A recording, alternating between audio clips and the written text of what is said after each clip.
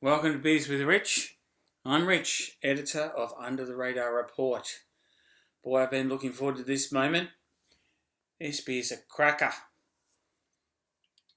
Look at it. Looks like it's going to space. One drop. Anyway, it caught my eye for obvious reasons. Probably in the same way the salmon farmer Tassal caught the eye of those Canadian anglers at Cooke. I can tell you something, this cost a lot less than their $1.04 billion bid. I'll tell you that. Let's crack it! Oh, sounds good. Exploding. Upstroke West Coast IPA. I think it's from One Drop Brewers, just up the road in Botany. Oh, it's strong. Oh, rocket fuel. On the land of the Kamangal people. Oh boy, it is strong. Strong. With clean fusion. Yeah, I don't know really what that means. Ooh. Anyway, here's to Tassal. You know, we had to buy on Tassal until this bid, so we're happy our fishing paid off. It's returned over 30% in 6 months. 260% since we first tipped it. You know, we also cover Centrepoint this week. That's been made a bid for.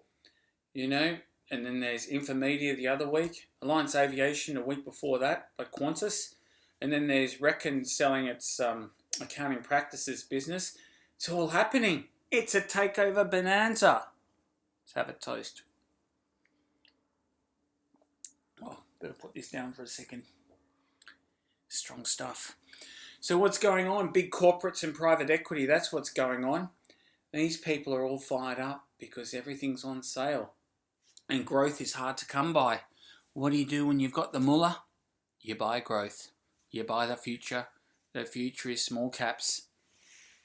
So people talk about small caps being really high risk. Well, I can tell you these people obviously don't cover them. Because these are big companies, you know, they might be called small caps, but they're actually physically big companies. Like the companies really at risk in economic downturns are mostly SMEs. You know, these are the ones that get hit the hardest.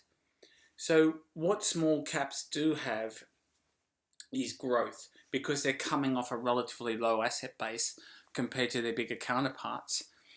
And when you combine that with a strong balance sheet, they're inevitable targets almost of the bigger fish and private equity, you know, using the fish metaphor once again.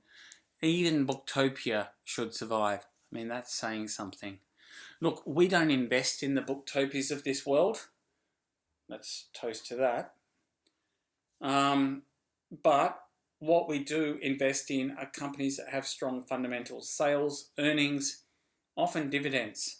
And what, you know, as I said last week, what we were showcasing for this week's report was dividends. So we've done like 11 dividend portfolios in 5.5 years, and we showcased the past 3.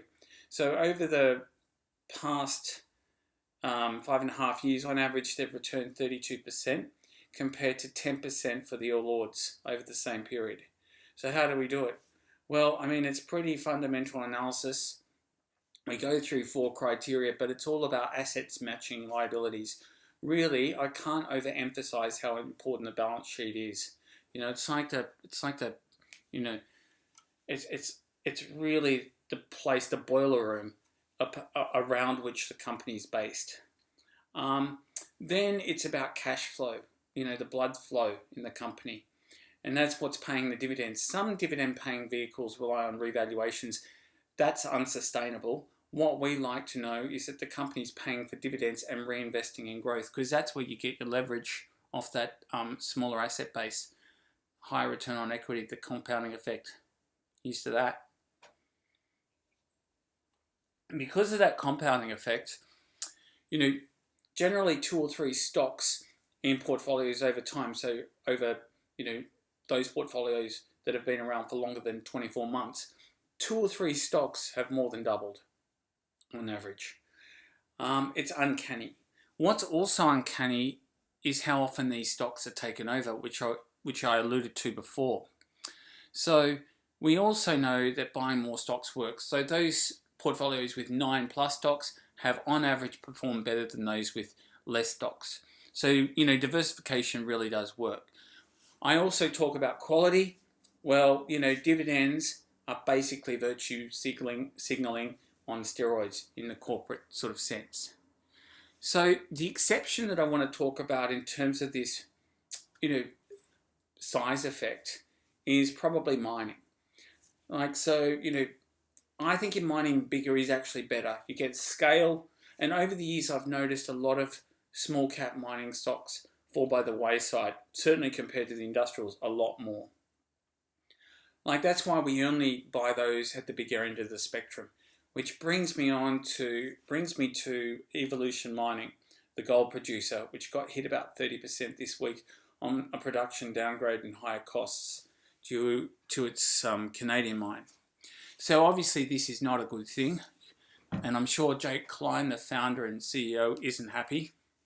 But if anyone can resuscitate the fortunes of Evolution, it's him. He's got vast experience buying gold mines, turning them around. More to the point, the asset base is very, very strong. This is one of the lowest gold producing companies, lowest cost gold producing companies on the planet, because they also produce copper, which acts as a credit. So, you've got a lot of leverage, and, basically their forecast, and they're sticking by their forecast to increase production 25% over the next couple of years. If they do that on a flat cost base, which is, what we're predicting, then, they're going to make a lot of money. So, by the way, Evolution has a very strong balance sheet considering the cash it generates, and it pays dividends just for your interest. So what's up next week? Well, as you know at this point, I need to take a big swig of a big cold beer. The best cold beer is Upstroke, West Coast IPA.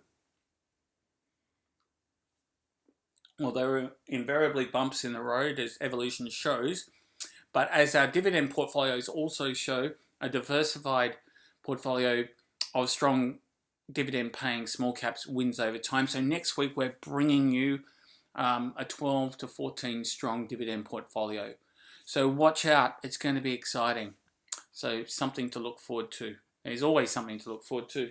Here's to Beers with Rich, and here's to that. Here's to the future. The future is small caps.